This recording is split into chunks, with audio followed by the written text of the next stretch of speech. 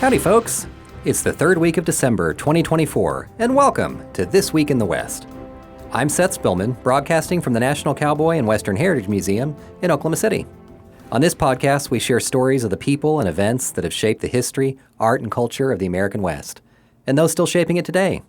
We start today with two men who are among the country's most skilled explorers, personally handpicked by Thomas Jefferson to add an expansive new chapter to the story of the United States. With them was a pregnant 16-year-old, but she could have been younger, accompanying a man who had purchased her to become his wife a few years earlier. Ahead of them lay thousands of miles of the unknown country. That was in 1804. The men were Lewis and Clark. The girl was Sacagawea, more commonly known as Sacagawea, who is thought to have died on this week, December 20th, 1812. Sacagawea has become almost a stock figure in our history of westward expansion. She's often depicted literally pointing the way for Lewis and Clark, a baby strapped to her back. There are more statues of Sacagawea in the country than any other American woman. She's been memorialized on coins. She was a character in the movie Night at the Museum and was played in another film by Donna Reed. But as we've often learned as a museum that shares the real stories of the West, it's a lot more complicated than that. Meriwether Lewis and William Clark didn't meet up with Sacagawea and her husband, Toussaint Charbonneau, until the pair reached North Dakota, looking for a place to build a fort and settle in for the winter. She was first mentioned in Clark's diary on November 4th, 1804. The husband and wife had been hired as interpreters, hoping that she could help them with the Shoshone language. Little is known about her early life, but she's thought to have been born around 1788 in present-day Idaho. She was part of the Lemhi Shoshone.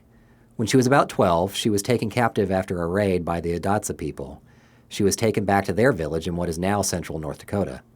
In that village, she was sold to Charbonneau along with another girl.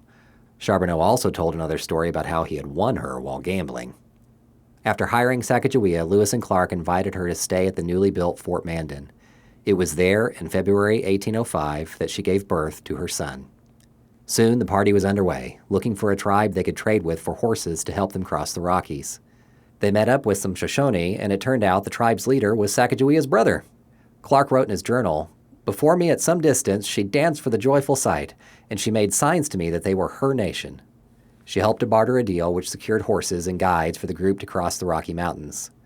The presence of Sacagawea and her baby helped Lewis and Clark's Corps of Discovery avoid more hostile encounters with native people. Having a woman and a baby in the party showed their peaceful intent. Clark also wrote this in his journal. "The wife of Charbonneau, our interpreter, we find reconciles all the Indians as to our friendly intentions. A woman with a party of men is a token of peace." When the Corps reached the Pacific Ocean, all members of the expedition, including Sacagawea and Clark's enslaved servant York, voted on November 24, 1805, on the location for building their winter fort. Sacagawea helped Clark through the Rocky Mountains again on the return trip, guiding him through the Gibbons and Bozeman passes in modern-day Montana. The same route was later chosen by the Northern Pacific Railway.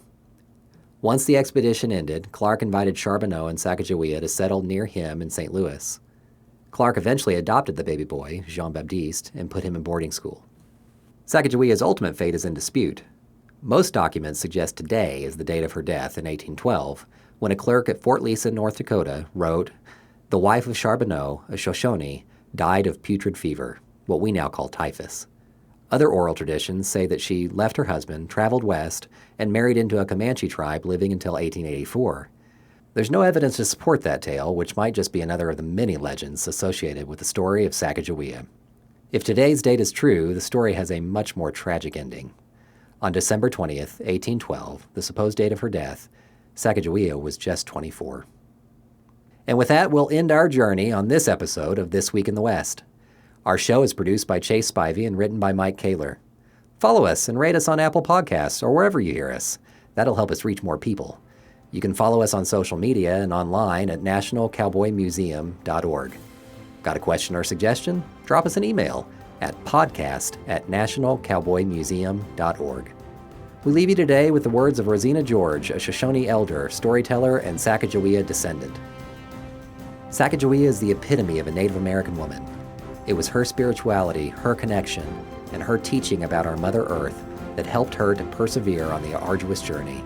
The nation and world have accepted Sacagawea as the symbol of unity and harmony because she was an individual who was willing to share her culture and knowledge to perpetuate peace. Much obliged for listening, and remember, come find your West here at the National Cowboy and Western Heritage Museum.